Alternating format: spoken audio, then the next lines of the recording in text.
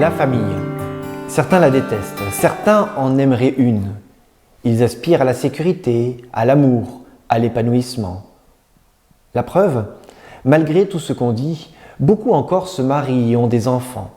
Même ceux qui ont divorcé une fois ou deux se remarient. Le mariage n'est pas périmé.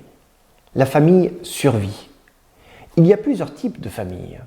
Il y a la famille monoparentale, les couples non mariés avec ou sans enfants, les couples mariés avec ou sans enfants, les personnes seules qui adoptent un enfant et les femmes seules qui ont un enfant par insémination artificielle.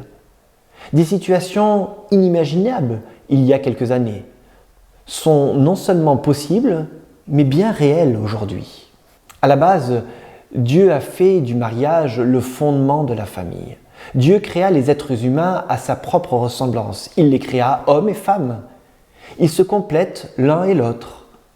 Après avoir créé le premier couple, Dieu l'a béni et lui a dit « Ayez des enfants, devenez nombreux, peuplez toute la terre et dominez-la. » À première vue, cette déclaration semble froide. Pourtant, elle touche à l'essentiel, à un domaine qui, pour beaucoup, n'a rien à voir avec le christianisme, la sexualité. C'est une erreur fatale de croire qu'être chrétien, c'est mépriser le corps. Dieu a inventé le sexe, c'est un don. Qui le méprise ou le traite avec dégoût va au-devant de problèmes psychologiques majeurs. Il rejette une partie importante de la création de Dieu. L'union conjugale ne se caractérise pas seulement par l'amour, mais aussi par le respect et la confiance mutuelle.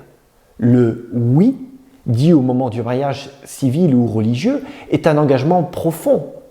En le prononçant, on engage sa responsabilité pour la vie entière. Dans la maladie comme dans la santé, dans les bons comme dans les mauvais moments, on accepte l'autre.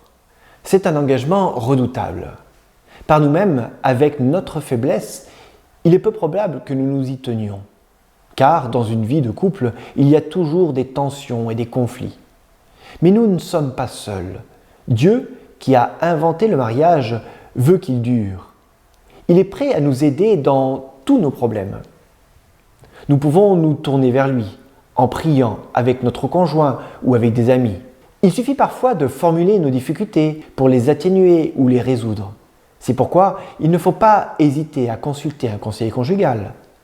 Dieu peut nous changer, il peut adoucir les cœurs durs, il peut nous rendre aptes à pardonner, à reconstruire des situations à la dérive, il peut changer l'obstination en souplesse et même l'indifférence et la haine en amour. Mais pour cela, il ne faut pas abandonner la partie. Nous ne pouvons pas abandonner simplement parce que l'autre nous semble moins intéressant qu'au moment où nous l'avons rencontré. Pas la peine de nous laisser omnibuler par ses particularités. Nous en avons tout autant. Nous devons toujours être prêts à lui donner sa chance. Sinon, nous empêchons Dieu de réparer les relations brisées.